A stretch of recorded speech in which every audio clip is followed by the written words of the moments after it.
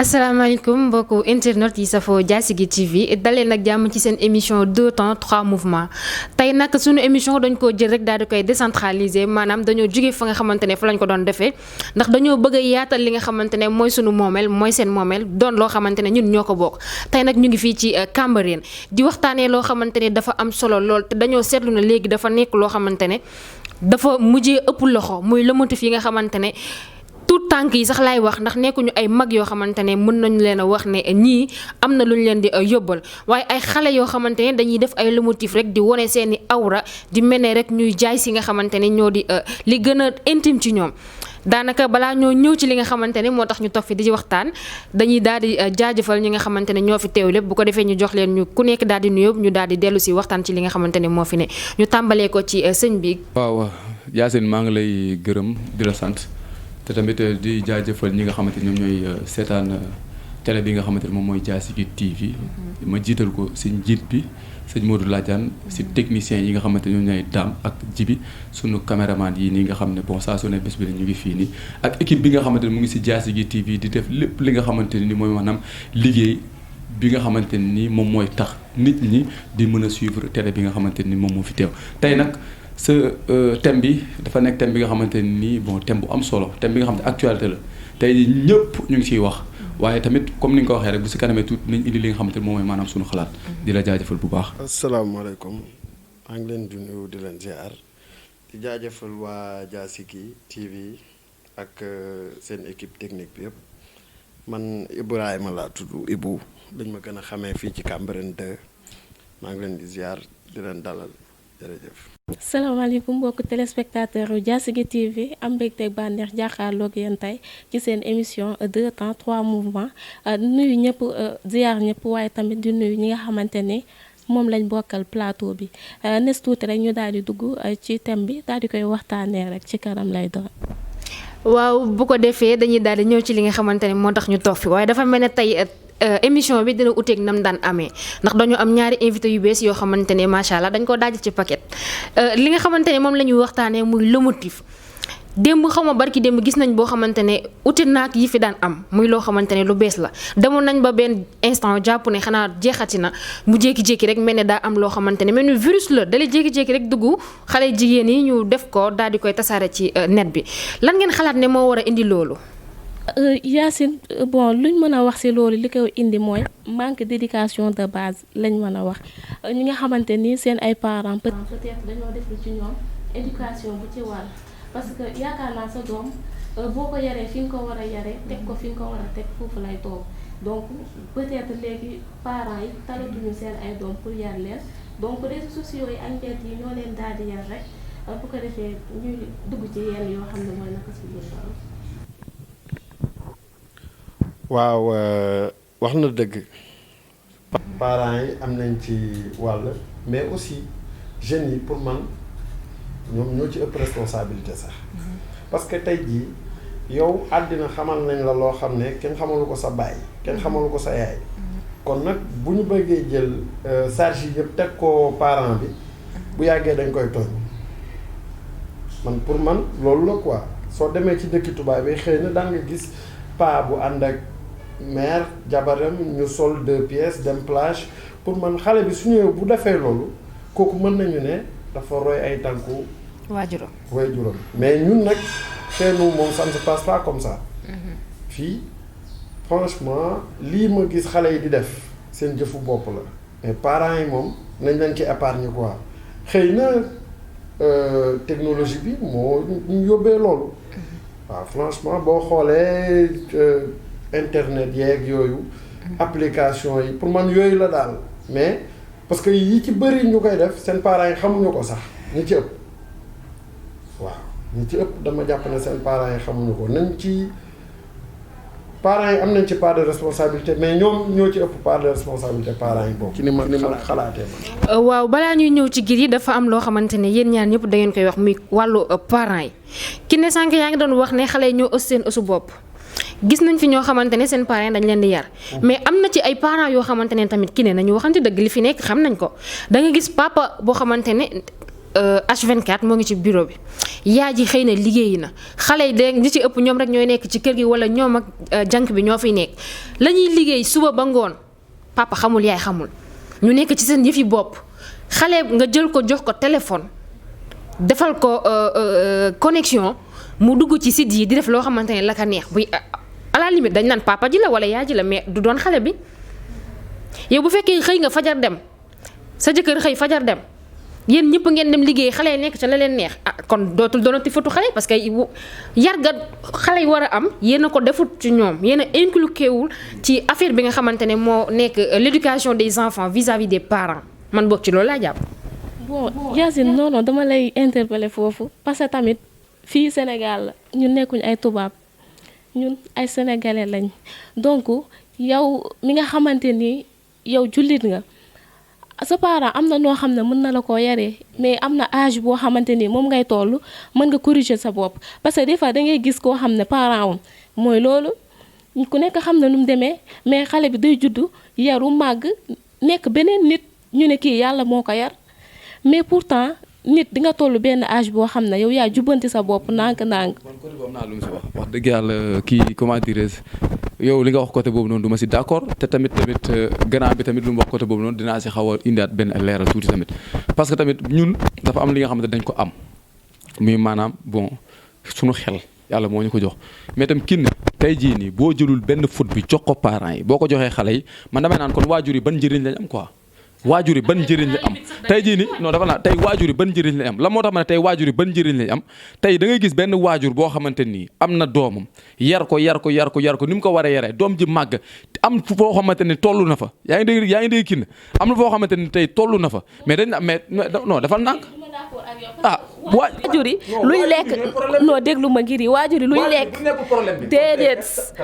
ngir yi waajur yi luñ lekk lañ tal parce que tey bu ñu xëyee demuñu liggéey ji doom yi duñu am luñ lekk duñu am luñ leen fayalee seen école donc waajur yi tal nañ leneen. waajur léegi kii na dafa naan léegi waajur léegi lan lay toog di toog ba am problème mu jox doomam lekk. waaw bu fekkee yow waajur nga munoo jox sa doom lekk kon bul jur bul jur non déedéet bul jur lu tax bul jur. parce que bu fekkee da ngay jur sa doom mu nekk bandi wala mu nekk sàcc wala mu nekk te doo daal éducation si moom bul jur bàyyi yow kese nga dund sa bopp mais bu fekkee da nga nekk papa boo xamante xaara bu fekkee da nga nekk papa boo xamante ni ak yaay boo xamante da ngeen irresponsable foofu moom damay naan faute bi moom si parents yi la parce que boo amee éducation non dafa naan parce que boo amee non dafa naan boo amee éducation de base papa boo xamante ne référence la yaay boo xamante ne référence la par force da ngay baax doo jàdd man maa ko wax. am na leneen lu du tëbi kàmbu ma ne instant bi réew mi toll na foo xam ne moyens yi mateetu ko yaa ngi lu saaneex daan bu jabar xëyee na mes doom na menes bàyyi surtout loolu ma ne bu ñu xëyee dañuy uti ji loo xamante ni moom la ñuy indi si kër gi ñu mën koo lekk. waxtaan bi neex na loolu bu waajur yi xëyee dañuy uti li nga xamante ne loolu la doom bi maanaam njaboot gi war a dundee waaye tamit benn part di bàyyi xel sa njaboot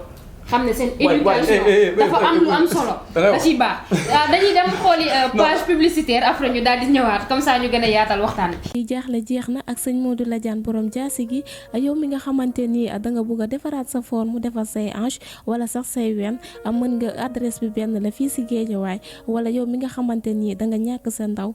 par accident wala bépp anam boo xamante ni neexu la wala yow mi nga xam ne sa karaw dafa gàtt nga bëgg ko yokku adresse bi benn la fii si Guédiawaye mën nga ñëw ci cabinet Serigne Modou Ladiane borom jaasi gi waaye yemut ak yéen foofu suñu mbokku góor ñi nga xamante ni dañoo néew kàttan wala seen sacre gàtt ñoom aussi mën nañu doxantu ba ci cabinet bi fii si Guédiawaye wala ñu woote ci numéro yi di défilé ci écran bi ak Serigne Modou Ladiane borom jaasi. waaw comme ni ngeen ko gisee yéen a ngi ci seen deuxième partie émission bi nga xamante ne moo di 2 temps 3 mouvements di remercier ki nga xamante ne mooy partenaire bi sponsorisé émission bi di gën ko xam ci turu Serigne Modou Ladiane. daanaka ñi nga xamante ne nag gis nañ fi ay tête yu bees mais ñoom ñoo ni invité yi nga xamante ne ñoom ñoo ñëw ci deuxième partie bi dañ leen di jox ñu daal di présenté wu bu ko defee ñu yaatal li nga xamante ne looloo tax ñu toog fi taw muy le motif.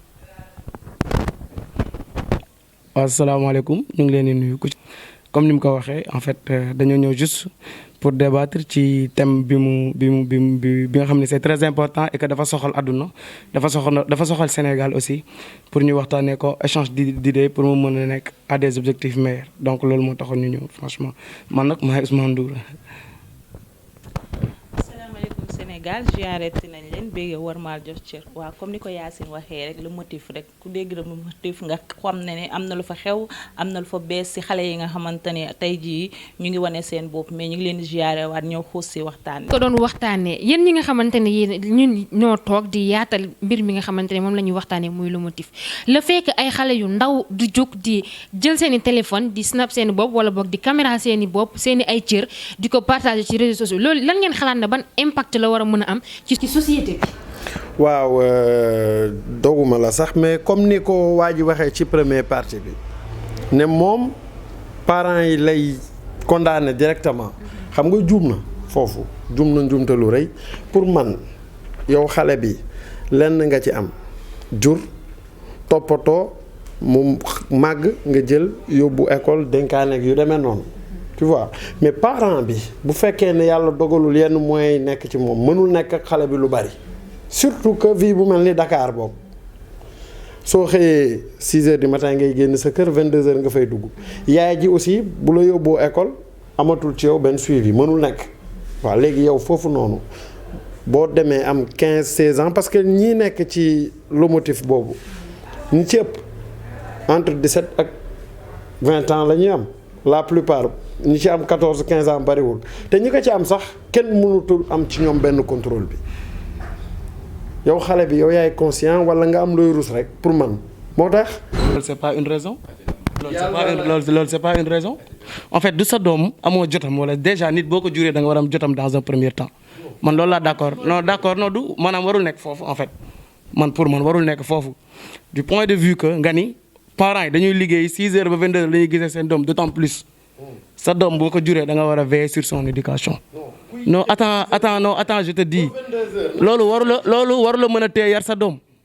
loolu am na ñoo xamante ne dañoo judd fekkuñ fi seen yaay fekkuñ fi seen papa. éducation sexuelle éducation sanitaire éducation civique obligatoire la war a nekk ci programme mu xale bi. bu ñu amoon benn programme boo xamante ne xale bi dinañ ko wax les dangers bi nga xam ne moo nekk ci sexe d'abord jàllale ko ci dangers yi nga xam ne effets yi nga xam moom lay def ci wérgu yaramam ak fan la ko jëmee donc je pense que ce serait beaucoup plus précis dans un premier temps beneen bi aussi. pour rek ñu mën a juboo ci point mooy. da ngay xool caméra bi wax. merci ok d'accord beneen point bi aussi mooy li ma wax rek dañoo nekk dans un monde boo xamante ne léegi ñun xamuñu les valeurs vraiment ñu ngi koy perdre ñu ngi perdre les valeurs te réseaux sociaux rawatina réseau social bu mel ni WhatsApp danger bi muy jur ñu ngi koy gis de jour en jour à chaque fois yow mi nga xamante ne tey yaa bëgg li dab sa bànneexu far sa copain sa petit ami wala sa jëkkër warul tax parce que jigéen yàlla dafa am lu mu ko mooñaalee donc am na loo xamante ne il faut que ñu ciy bàyyi xel donc sur ce il va falloir ñu persister sur l'éducation des enfants d'abord xale da nga koy jàngal ñàkk. yow xam nga problème mu parent bu éduqué bu mën a éduquer ca éduqué wul nga wax. d'accord man waxuma la loolu dama ne la jotu éduquer parce que yow tey parent dafa am devoir yoo xam ne moo jiitu toog di toppatoo xale wala di suivre nu xale biy doxee. mooy lu mu lekk. fu mu nekk ak bu feebaree lu ko faj. loolu su mënul daje ci li nga yor man mi wax ak yow parent laa. am naa jabar am naa doom moo tax xam naa. am na parents yoo xam ne du ma leen mës a condamné. parce que xam naa nu situation yi demee. moo tax. am na loo xam ne. bu ko bëggee collé mbaa nga yen leen ko rek da ngay juum. mais moo tax ma ne la pourtant ñi koy def la majeure partie duñu ay doomu baadoo la man boog loo motif yi ma jot a suivre. yu ci ëpp duñu ay doomu baadoo non attends ma expliquer la rek yi ma jot a gis yëpp ñu ci bari seeni parents am nañ ay moyens. yu ci bari donc il faut pas que ñu jël affaire bi victimiser les parents sont inclus et ils ne seront pas épargnés parce que nit ki du da nga koy jàngal bu ma nekkee rek waroo def lu garaaw sama kanam xale da nga koy jàngal ay valeurs morales da nga ko naan fii nga bokk kii yay sa maam man par exemple éducation bi ma recevoir dañ ne ma Buur Siin mooy sa maam jàngal ma ay valeurs yoo xamante ne jomb naa yu bari xarit ci noonu lañ koy yaree mais dañu gis ay parents yu bari léegi seen doom yi dañ leen a dominer. d'accord léegi dañuy ñëw ci Sarata jox ko micro bi mu wax li nga xamante ne loolu la xalaat par rapport à ça. waaw fu may commencer sama waxtaan rek mooy dañ na la yow sa maam fii nga bokk xam nga sa maam fu mu bokk mais le motif bi moo mujjee génn man xam lan laa contre suñu jugee naan yaay yi dañuy yar xale yi bu ñuy dem di defi ji kenn du leen gis na ni ñu lay taggalee say maam noonu la ñuy taggalee xale yooyu seen maam mais ñoom ñoo dëgër bopp mais nag man damaa yaakaar ne nag bës bi xew la ndax bës boo xamante ne tey jii ñu ngi si am ay xaalis xale yi xam naa moom lañ gis parce que Soumboulou mi ngi fii woon ñuy coow di coow ñu may ko 6 millions kaas kiiwal ko affaire yi mu def mariage am boobu jaay Mbathio ñëw mooy loolu critiqué wu ma mais xale yi li ñu gis la ñuy def Mbathio ñëw na jaay fi affaire am wane boppam kii xale la ku ko gis xam ne amagul sax 15 ans xëy na gis na li Mbathio def may nañ ko 10 millions mu ne xaaral su ma ko defee noonu sama yaay ñu indil ko 10 millions moo tax xale bi war a am fitu def ni keneen ak keneen dina ñëwaat léegi ndax fi mu ne nii xam nga lan moo fi mayee xaalis ak buzz génnee say arwa ndax fii ku fi génnee say arwa ñu teg la ci kaw man loolu laa xalaat. mais tamit doon na loo xamante ne jigéen déjà nee nañu yàlla li nga xamante ne moom la sàkk doomu aadama la ci gën a bëgg. te jigéen am na fépp foo xamante ne séntu nañ ko ci moom am na foo xamante ne teg nañ fa jigéen. waaw dëgg la yow 10 millions non damay lay 10 millions boo xam ne moom lañ lay jox mu jaaral la nga génnee sa yaawar après pour toute une vie. mais dama ni il va falloir que ñu xool des sanctions d'abord non si du buzz de gis nga kii li ko dal nii xale bu jigéen bii li ko dal nii non bu sañoon du ko dal non defu ko pour buzz déedéet non déedéet non dafa am no xoolal moom victime la sérieux victime la te dina am yeneen victime parce que sénégalais yi ba léegi comprendre wuñ technologie bi fu mu toll. non loolu mooy danger bi non je te jure. di remercier bu baax suñu sponsor boobu nga xamante ne moo di Serigne Modou Ladiane di laaj yéen ñi nga xamante ne yéen a fi nekk ak yéen ñu ñuy seetaan bu ngeen paree ngeen commenter lan ngeen xalaat ni moo war a nekk solution wala lan lañ war a mën a def pour éradiquer fléau bi nga xamante ne moo fi nekk muy le motif bi nga xamante ne moo fi nekk di influencer xale yu ndaw yi nekk ci société bi sax laay wax en fait. waaw jërëjëf bon pour terminer rek juste ñun on est dans un état de droit te je pense que moyen bi gën a gaaw ñu dakkal lii en fait parce que wax dëgg yàlla dañoo nekk dëkk boo xamante ne dëkk bu yiw la dëkk boo xamante ne yàlla daf ko baaxal en fait donc ñun dañoo judd fekk ko fi donc man je lance un appel à l'état du Sénégal il faut que ñu le plus rapidement possible ñu jéem a xool nan la ñuy defee un projet de loi pour jéem a sanctionner quand même il faut que ñu parce que trop c'est trop et là c'est trop pervers vraiment il faut que ñu bañ a influencer Sénégal de 2020 bu melee nii t'imaginons ñun suñuy sëtaat Sénégal de 2050 fan la jëm donc il va falloir que ñoo mettre un projet de loi pour vraiment sanctionner ces genres de personnes que ñoo ko tey ko c'est pas important l'essentiel c'est d'arrêter loolu daal laa amoon lu may tëjee di leen sant di leen gërëm asalaamaaleykum. nga dëgg li ëpp solo mooy ñu arrêté ko lii jàll na li war a ñëw moo jar a xool ñu xool nuñ ko defaraat jikko yi waxtaanaat ak jeunes yi xamal leen li nga xam ne moo gën ci ñun li nga xam ne baaxul ci ñun it ñu xool nuñ ko fi jëlee le plus rapidement possible quoi pour man loolu la maa ngi leen di gërëm ci émission bi di ko rafetlu bu baax a baax kontaan trop ci yéen di ñaanal nag Diassigui TV yegg ca fu kawe seen njort sax laay wax daal fu ngeen foogul woon yàlla na fa yàlla yóbbu mbir yi incha allah. waa gis nga Yacine ñu ngi rafetlu ci invitation bi ci sa émission bi man tamit maa ngi lay ziyaare waat di nuyu sama ñaari góor yi ni ñu ko doon waxee rek man saa su ne damay bañal yaay yi ak papa yi parce que dañ naan yaay yi dañuy yar papa yi dañuy yar xale yi ñooy génn def lu leen neex ndax dañ leen yar ci biir kër gi lu ñu bëgg ñu defal leen mais xale ku bëgg a def dara su génnee mënoo koo teree def ñuy bon ñi ngi bon mais ñiy baax ñi ngi baax ndax tey jii soo taaloon gaz xale bu am ñetti at soo ko nee tegal sa loxo day xam ne ni day lakk du ko ci def kon ñoom lay neex ñoom ñu def ko mais nag damaa yaakaar na ni xale yi li ñuy gis mu xam na ni carrément man li ma ko mën a jàppee buzz la ñu ne xaaral su ma defee lii am ci millions yeeg yi man fa laa ko jël teg man yaakaar naa ne fa laa ko jël teg mais nag ñoo ngi baalu ñëpp ak émission bi neex na ñu ngi nii ci Diassigui TV seen bi gën ci seen yi Serigne Modou Ladiane di ko corete di ko daggate naan leen ñaf ci beneen émission. waaw li ngeen wax am na solo loolu dégg nañ li nga xamante ne moom la fi invité yu wax di ñaax waajur yi ñu bàyyiwaat xel bu baax a baax ci seeni doom surtout waajur yi jigéen ndaxte dafa am loo xamante ne dafa nekk ñu di ko jagleel suñu yaay yi saa su ne doom bu baaxee doomu baay lay doon su doom ja bonee dañ naan liggéeyu ndeyam la. yéen a ngi woon ci seen émission 2 temps 3 mouvements li ngeen jot a seetaan ni nag mooy 2 temps bi mais ki nga xamante ne moo di Serigne Modou Ladiane moom dina ñëw rek ci 3e mouvement bi waxtaan ak ñun gën a yeete dolli xalaat ci lépp loo xamante ne day doon saafara ci fléau yi nga xamante ne moom la ñuy dund actuellement. auzubillahi mina sheytaani rajim bismillahi rahmaani rahim gannaaw bi ñu sant yàlla julli ci yonte Muhammad ñu ngi sant mboolem wàllu yàlla yi di sant waa télé bu baax a baax di sant ci émission bu am solo bii nga xam ne yéen a ngi koy def nga xam ne ñu ngi koy suivre mu nekk émission boo xam ne émission bu am solo la maanaam daal ñu ngi nuyu mboolem ñi seetaan émission bi yëpp macha allah soxna si la dalal jàmm di wax bismillah. waaw sëñ bi dañoo gis ne fan yi dafa am ay xale yu jigéen yoo xamante ne dañuy jël seeni ay téléphone di vidéo seeni bopp di wane seeni ay awra di ko rek wane ci li nga xamante ne moo ni internet bi te mu doon loo xamante ne ñaaw na torop loolu lan nga xalaat ci loolu. waaw xam nga xale moom bés koy waajal parce que bépp doomu aadama boo xam ne am na doom wala boog yor na njaboot dafa am nu ñu koy waajalee maanaam mag ñi dafa am nu ñu daan waajalee seen njaboot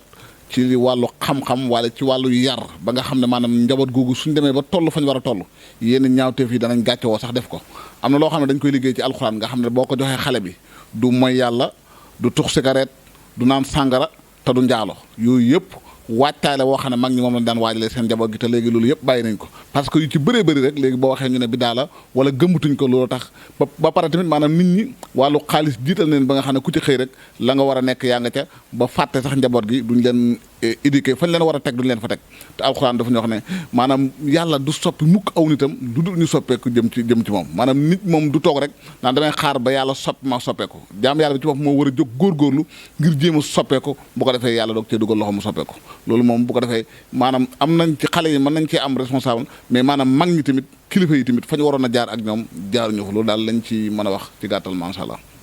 ci plateau bi gis nañ benn invité buy wax rek ne dafa nekk loo xamante ne imitation la maanaam toppandoo da cee bokk ndax gis nañ fi benn soxna soo xamante ne dafa rek daal di wane woon ay awraam photo ko wane ko ci internet bi ak lu ni mel ñu toog ay diir ñi daal di koy indi xaalis bu takk lool ak ay matériel mu nekk maye gu njëkk gisoo ne ñoom it xale yooyu dañuy toppandoo ñi nga xamante ne ñoom ñoo nekk ci seen kanam maanaam mag ñiy def loolu.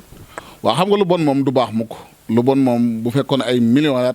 mënut a baax. waaye lu baax it moom même bu fekkoon lu néewlaat lu baax lay doon maanaam nit buy roy day roy ci loo xam ne maanaam bu ëllëgee su toogee maanaam du ci am gàcce te du jurus waaye am na koo xam ne def na safaanoo ñu indil ko ay millions tax nga roy ko soo demee ba beneen jamono maanaam da nga toog réccu ko te bu baax réccu day fekk jëfeetu nit daal buy roy na roy lu baax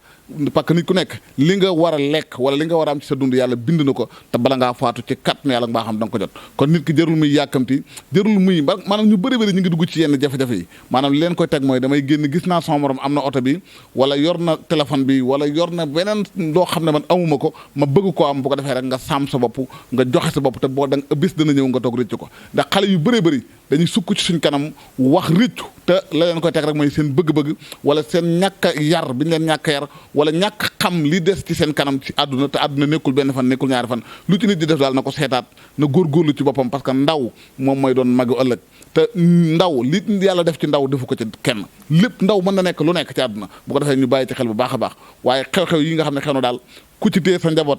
di toog ak moom di waxtaan ak moom ba pare nag jaar ak moom fa mag ñi daan jaar ak xale yi incha allah da nga ci mucc loolu rek moo ci mën a muccal nit am na loo xam ne bu ñu la ko defaralee nga takkal ko sa doom góor gu ko tiim du nekk góor fekk amul jëkkër nga dindi loolu la ñu ko takkal am na loo xam ne it maanaam bu ñu la ko defaralee wax naa ko léegi ci gannaaw nga jox ko xale bi kenn mënut a fexe ba mooy yàlla kenn mënut a fexe ba mu tux cigarette waaye kenn mënut a fexe ba mu naan sàngara xam nga képp koo xam ne du def loolu kooku du jël awraam di ko foto di ko teg ci mbedd mi bu ko defee nag faaw nit ñi jéem a soppeeku inna allaha la yughayyiru ma bi qawmin hatta yughayyiru ma bi anfusihim yàlla mën a du soppi mukk aw nitam lu dul ñu jéem a soppeeku jëm ci moom nit ñi ñooy jéem a soppeeku jëm ci yàlla bu ko defee yàlla tamit jàppal leen ci soppeeku googu waaye kenn du toog rek daanaa xale laa damaa war a dox sama ndaw damay def li ma war a def su ma màggee ba ko soo amul sens da nga ca dee te boo ci dee da ngay perte kon daal ku nekk ñun na góorgóorlu jéem a xool la war ci digganteem ak njaboot gi mu bañ a xool am àdduna rek ba tax su xëyee fàtte njaboot gi maanaam wareef la ci parents yi maanaam ci yaay yi ci papa yi waaye xale yi nañ jël seen responsabilité bopp xam ne ay mag lañ ëllëg te bu subaa seen doom di seetaan lu mel noonu dana ñaaw lool bu ko defee yuy daal bàyyi ci xel am na ci solo lool waaye daal li bi ciy gën a insister di ko wax mooy nañ veillé ci xale yi maanaam préparer leen préparation mooy comme li ma wax léegi fexe ba sa doom nga préparer ko ba nit du ko mën a mayloo yàlla nit du ko mën a tuxloo nit du ko mën a naanloo sàngara waaye nit du ko mën a fexe ba mu def yu bon yi yenn yoo xam ne dana ko jomba def sax waaye lu la koy waral mooy nga préparer ko ci wàllu li nga xam ne mooy ñaan alxuraan bàyyiwul dara te indi na lépp parce que alxuraan moo ko wax